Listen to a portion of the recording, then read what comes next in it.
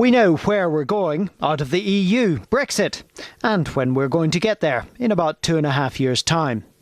But we've no idea how we're getting there or what it will look like when we arrive.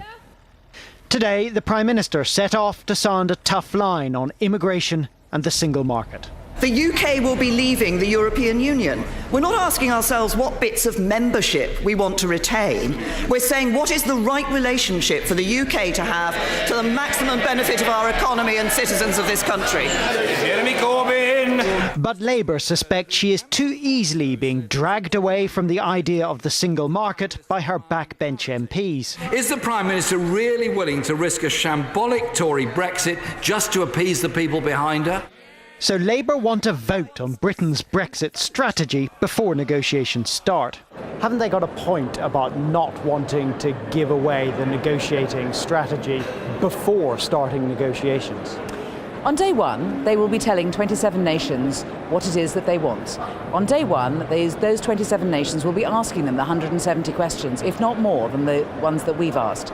On that day, you will be told what it is that Britain is asking for. This is nonsense, them saying they need to keep it a secret.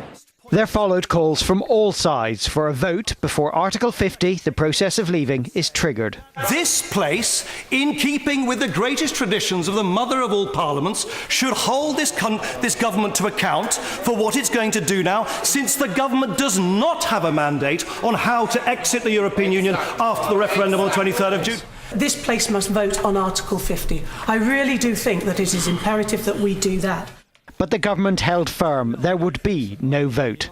While we commend and welcome parliamentary scrutiny, it must not be used as a vehicle to undermine the government's negotiating position or thwart the process of exit. Both things are important. But all the signs around Westminster are that Parliament is not just going to let the government decide how we leave the EU and ultimately what Brexit looks like.